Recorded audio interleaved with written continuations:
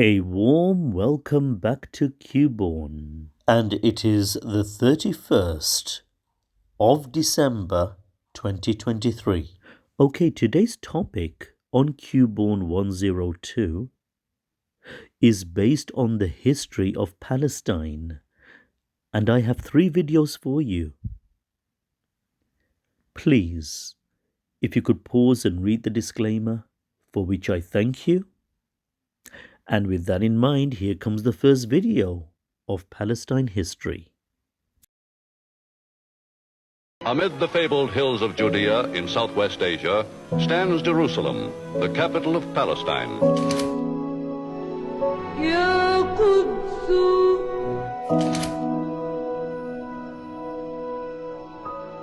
Two former American vessels carrying nearly 4,000 Jewish refugees arrive at the port of Haifa, Palestine. It was not Israel yet, it was Palestine. How did you get, you went by boat? By boat. East and West Bank was Palestine. I'm a Palestinian. From 21 until 48, I carried a Palestinian passport. There was no such thing in this area as Jews and Arabs and Palestinians. Atlas was made in 1926. Right here. And if you open it, oh, it's Palestine. I'm sorry, it's not Israel.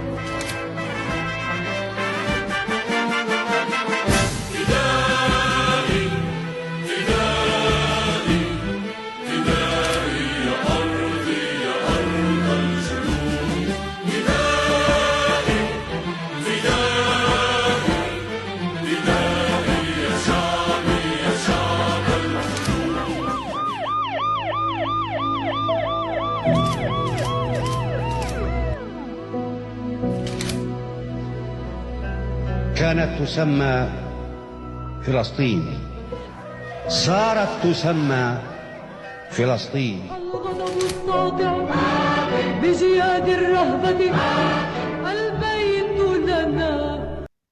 My second video of Palestine history. The United Nations is today on its trial. The world is watching. It will see how it acquits itself.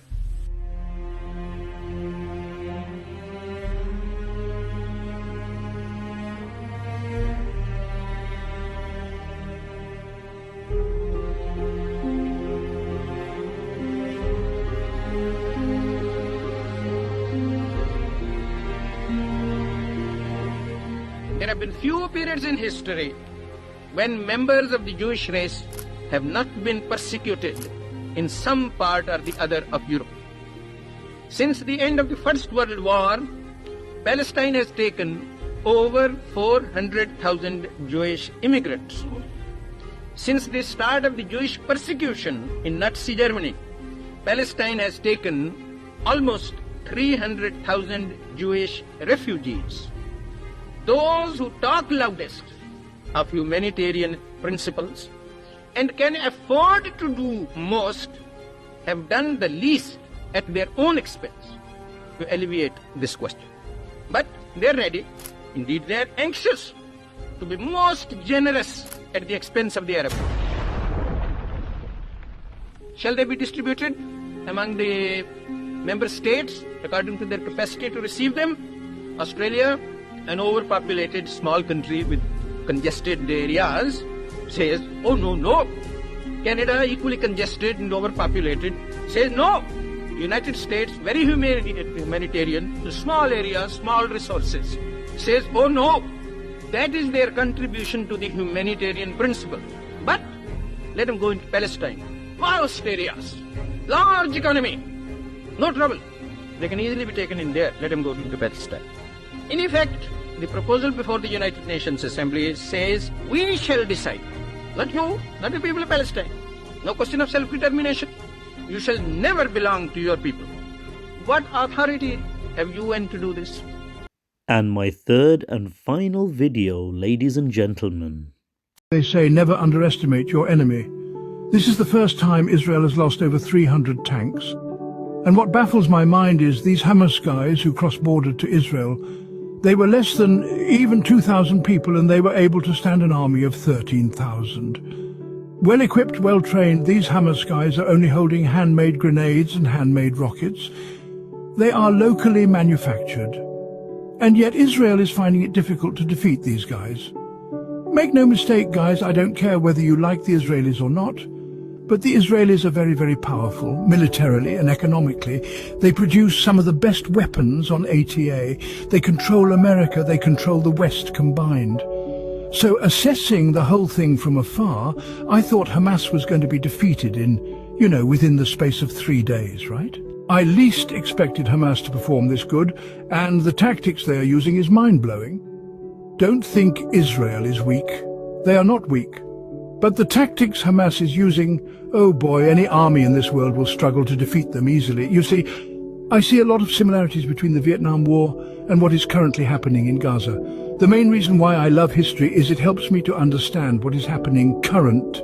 When North Vietnam attacked South Vietnam, or America, they quickly ran back to their underground tunnels. And that became a very big problem for America, right?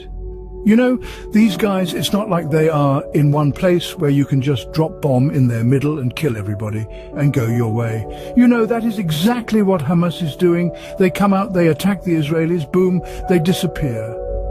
The main reason why Hamas is doing this is because they can't fight Israel on an open field. Israel would defeat them because they have more weapons more than them. That's why it's very important. So these guys, instead of going in for the Israelis to slaughter them, then they decided to use a different tactics.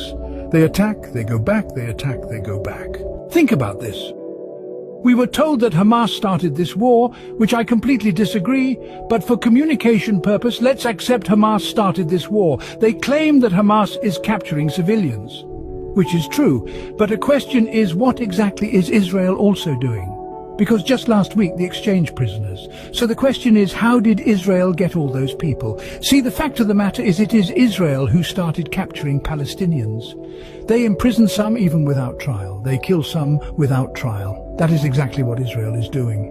So these Palestinians, they've just had enough.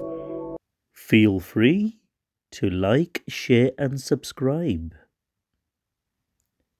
Again, from the creator of Qbourn, that's me. And until the next time, have yourselves a wonderful day.